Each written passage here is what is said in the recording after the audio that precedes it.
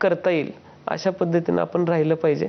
आणि मला जे मनात विचार येत होते त्या विचारांचं निरसन म्हणजे मी त्या रात्री आदल्या रात्री मला झोपच नाही आली. मी निकाल ऐकताना सुद्धा एका खोलीत एकटाच बसलो होतो. आणि एक ठराविक टप्पा आहे, तो टप्पा संपल्याशिवाय त्या खोलीत कुणी येऊ नका असं मी माझ्या घरच्यांना सांगितलं होतं. घरच्यांना असं वाटत होतं की मी टेन्शन घेऊन हायपर होईन की काय, पण माझा स्वभाव मुळात तसं नाही. मला टेन्शन आलं की मी खूप शांत पद्धतीने निर्णय घेऊ शकतो.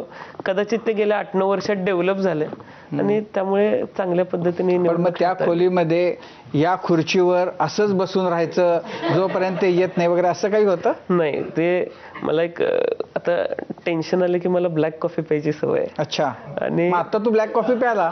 आता मला टेन्शन यासाठी आलंय, मी कॉलेज आत्ताच संपलंय, माझ्या वायवा वगैरे सगळ्या आत्ता संपल्यात. मला वायवाला जे टेन्शन असायचं ते टेन्शन आता वाटायला लागलं.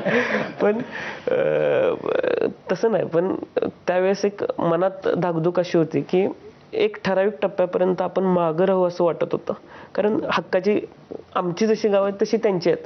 पण त्या गावातने ज्यावेळेस मताधिक्य मिळत गेलं, निवडणुकीच्या प्रचाराच्या दरम्यान तो विश्वास होता. पण आमचे प्रतिस्पर्धी ज्यांचं गाव आहे त्या गावचं मतदान 8,000 आहे. तिथं आबांना फार तर फार 100-150 मतं पडायचे. ते 7,000 मताधिक्य तोडायचं कुठं हा विचार माझ्या, आणि त्या पद्धतीनं आमचं नियोजन होतं.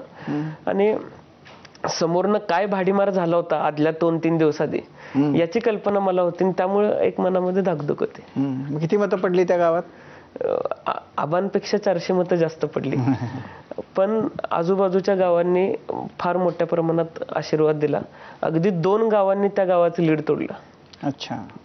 तुला उमेदवारी देत असतानाचा प्रश्न आहे जरा, की तू निवडणूक लढवायचं आहे हे साहेबांनी सांगितलंय की आईने सांगितलं? आता माझ्या 2 झाल्या. 2019 साली पवार साहेबांनी जयंत पाटील साहेबांनी माझी उमेदवारी घोषित केली होती आणि त्या अनुसरून मी काम केलं होतं. मतदारसंघामध्ये बाकी कोण इच्छुक सुद्धा नव्हते, त्यामुळं प्रायोरिटी आपल्याला मिळणार आहे लक्षात आलं होतं.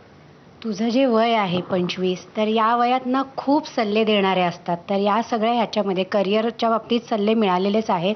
अतिमहत्त्वाचा सल्ला मिळाला आहे की नाही अजून एक, होतकरू तरुण, आणि ज्या पद्धतीने तू सगळं तुझी असलेली या वयातली मॅच्युरिटी हे सगळं बघता आपल्याकडे कितीही तू यशस्वी याच्यात असला तरी हा